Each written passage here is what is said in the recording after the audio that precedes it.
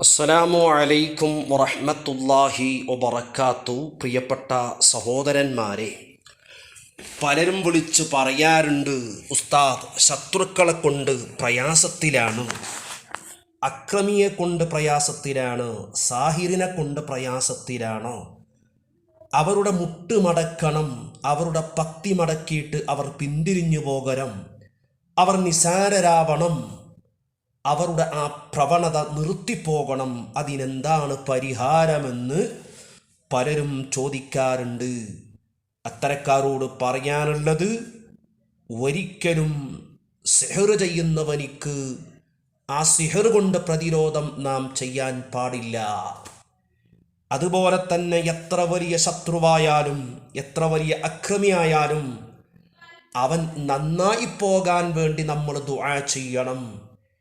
ഇനി അവൻ്റെ ആ പ്രവണത നിർത്തുന്നില്ല, അവൻ്റെ അക്രമം നിർത്തുന്നില്ല, ശത്രു വല്ലാത്ത അഹങ്കാരത്തോടു കൂടി ദൈനംദിനം അവൻ്റെ ശത്രുത വർദ്ധിച്ചു കൊണ്ടുവരികയാണ്, സാഹിർ അവൻ്റെ പണി നിർത്തുന്നില്ല, അവൻ നന്നാവുന്നില്ല, ആര് പറഞ്ഞിട്ടും എന്തു ചെയ്തിട്ടും അവൻ നന്നാവുന്നില്ല.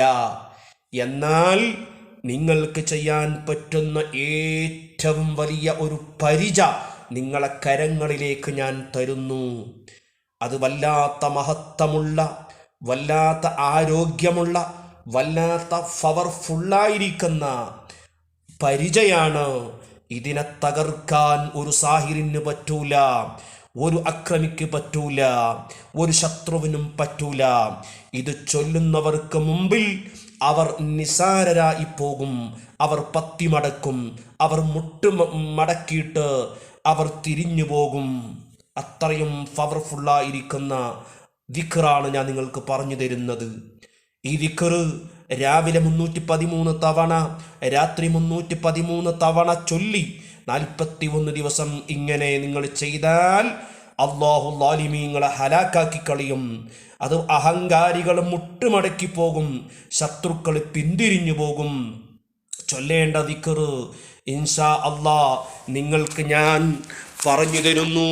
വളരെ നിയ്യത്തോടെ ഇത് ചെയ്യുക. അല്ലാഹു എല്ലാ ശത്രുവിനെയും പരാജയപ്പെടുത്തും. ദിക്റ് എല്ലാവരും ശ്രദ്ധിക്കുക. യാ മുദില്ല കുല്ലി ജബ്ബാരിൻ അനീദിൻ ബിഖഹ്രി അസീസ് സുൽത്താനിഹി എന്നതാണ് ദിക്റ്. ഇത് ചൊല്ലാൻ സാധിക്കാത്തവർ എന്ന് പറഞ്ഞാൽ രാവിലെ 313 തവണ ചൊല്ലാൻ പറ്റുന്നില്ലെങ്കിൽ 100 തവണ ചൊല്ലി പൂർത്തിയാക്കുക. അസ്സലാമു അലൈക്കും വറഹ്മത്തുള്ളാഹി വബറകാതുഹു.